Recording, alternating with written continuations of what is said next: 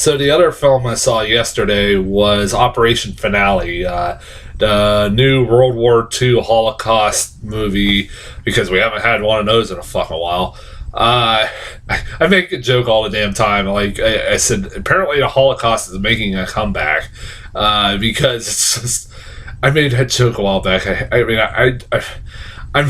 That's a horrible joke, but it's like I don't know what. Why is it that we always get a fucking World War II Holocaust movie? It seems like every fucking year. It's like, how many stories could you tell about the Holocaust that hasn't been told before? Can we do something new? It's obviously Oscar bait, but some are good and some are bad. Like I said, not all are just fantastic. Not all are fucking Schindler's List, but this was one that actually, for the first time in a while, I was like, actually, it's pretty interesting. I actually really liked the trailers for this film. It got my interest. I was like, I never thought I'd be interested in another Holocaust movie, but I was. This had an interesting story I'd never heard of before about the Nazi commander who was one of Hitler's right-hand man, who basically was the architect for the final solution, who basically escaped before he could get captured. And it's basically a story about that, and it's like, that kind of sounds like it could be interesting. I've done right. You got Oscar Isaac, Ben Kingsley, Melanie Laurent, the girl who played the Vengeful Jew, and I know it sounds horrible. Vengeful Jew and Inglourious Basterds, the girl who had the fucking movie theater. I was like, hell yeah, I haven't seen her in anything in a while. I think Now You See Me was the last movie I saw her in. But yeah, she was always really good in both those movies. I was like, yeah, it looks like a really fucking good movie. And how Nick Kroll's in it too. And it's been getting decent reviews. It's one of those movies you can tell it's being released around this time for Oscar season. And you know what? This was a movie I actually think I enjoyed a little bit more than fucking critics did, because this is only get 62%. I thought this was actually a lot more interesting of a movie than I think critics are letting it be known. I really liked this movie, even though I did have trouble staying awake because I was very fucking tired. So I just got off work right after, I pretty much saw this movie right after I got off work, so I was very tired, but I still really fucking liked this movie. Fucking the performances in this movie are really good. Ben Kingsley Ben Kingsley and Oscar Isaac both are easily the best things about this movie. They carry this movie. Ben Kingsley, I think it's funny as shit that he went from having a career where he played Mahatma Gandhi to playing one of the most famous Nazi generals out there, who was the fucking commander or was one of the architects for the final solution. That's fucking hilarious. I don't know how you could, I don't think I could think of another actor who's had those two broad of a spectrum of roles. I find that fucking hilarious. But Ben Kingsley is easily one of the best parts of this movie, and his interactions with Oscar Isaac throughout this movie for the last half of this movie is the best part of this fucking movie. Every time those two share a screen together, it's gold. It's two really amazing actors just acting off one another, because pretty much an hour into this movie, the first trailer made it out it was kind of weird about these trailers. The first trailer made it out it was a movie about just them trying to find him and capture him. And then the second trailer showed you what pretty much the whole movie is, which is they do capture him within an hour in of this movie. And then the rest of the movie is them basically keeping low in the safe house with him in it because they're trapped in this country while they are waiting for a plane to arrive that won't arrive for 10 more days.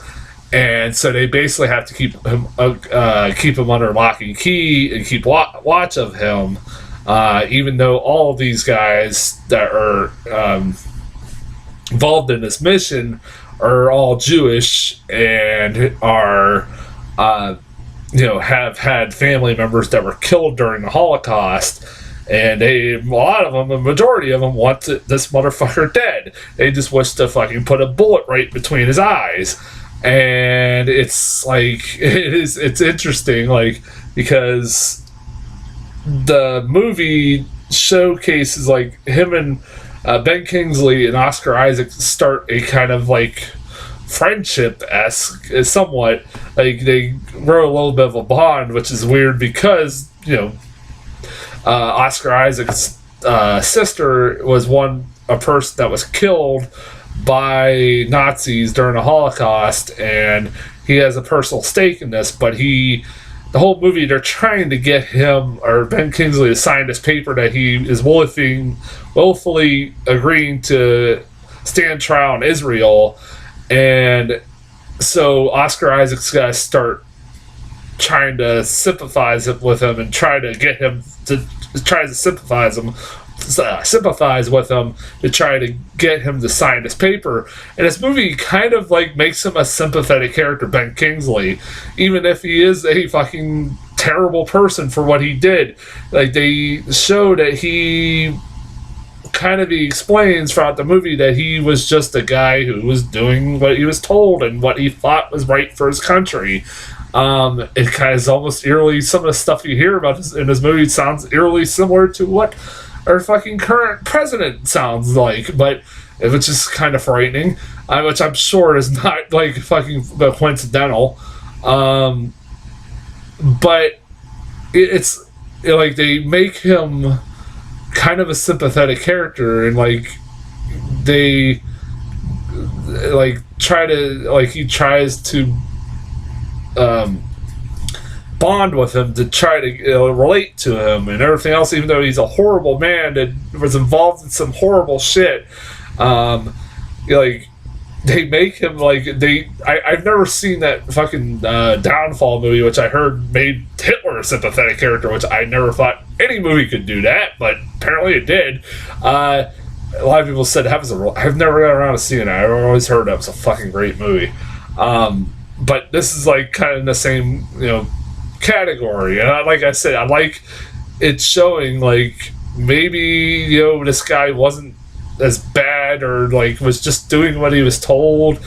But also at the same time, like I said, you in the back of your mind, like, yeah, but he was pretty much responsible at the end of the day. It really doesn't forget the fact that at the end of the day, he was responsible for killing millions and millions of Jews, and what he did was horrible, and he wants a fair trial. Does a person like this, ask the question, does a person like this really deserve a fair trial at the end of the day, even when he didn't give other people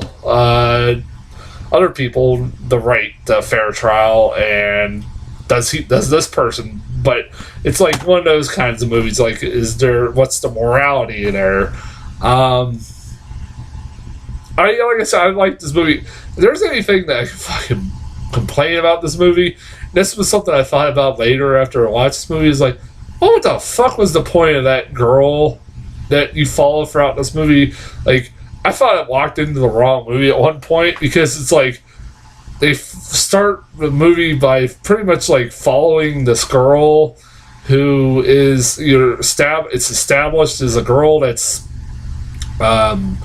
was Jewish, was a Jew in Germany, who somebody took her to a different country, migrated to a different country and converted her to Catholicism so that she wouldn't be found out, and she ends up fucking dating a Nazi, which, wow. Even though she knows about it pretty fucking early on that he's a Nazi, she still's like, still kind of developing a relationship with this guy, and I think it's established at one point that like she didn't know she was Jewish, but then she kind of does in the next scene that she's pretty much the catalyst that is responsible for them finding Ben Kingsley. Is like it's established at the beginning of the movie that they don't really know where this guy's been, and they've been trying to find him for years, and this girl who kind of accidentally comes across him because the guy she's dating is his son, as she finds out, and like she like it's shows this like relationship between her and this son who's a Nazi, yada yada yada, and it's really a storyline that goes nowhere.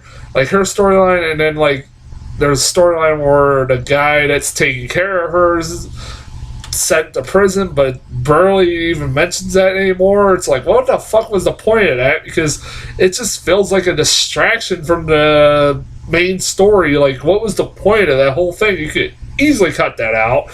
Didn't need that in there. It was pointless, really. It was like I said, this was a good movie. I liked this movie a lot. I liked the performances, especially, was fucking great. Mainly by Ben Kingsley and Oscar Isaac. Like I said, I could have watched the movie with those two just interacting with each other for a whole movie. Like it was fascinating because it's like, a guy who obviously has all the reasons to try to want to kill this man because he was responsible for the death of his sister and a lot of people they knew during the Holocaust, but he's trying to humanize this guy a little bit, finding that out. Like I said, it's a really good movie. I recommend checking it out. Trailers, I only got one new trailer, which was this was a movie that's like, oh yeah, that's a thing I had a trailer for like a while back. The Sisters Brothers. Like the first trailer I got for this was like just a teaser. That was about it. I was like, what the? It just said the Sisters Brothers. I'm like, what the fuck is the Sisters Brothers? It's like Joaquin Phoenix, John C. Reilly, in a western about like these two outlaw brothers named the Sisters Brothers, and it's kind of funny because they it's called the Sisters Brothers. I don't know. It looked alright. I forget who else was in this movie. It had like a really good cast in it, but I was like, yeah, it's like it could go one of two ways. I don't know. That's as far as trailers go. I don't know when I'll be back. I know next week's The Nun and Peppermint. And again, if neither of those movies get good reviews, I'm not planning on seeing them then. But if one of them does, I'll see it. Or both of them do, I'll see them. Both of them. I will definitely see The Predator, when it comes out. I have interest in seeing it because I love the Predator movies, but other than that, I don't know when my next review will be. But until then, I'll talk to you guys later.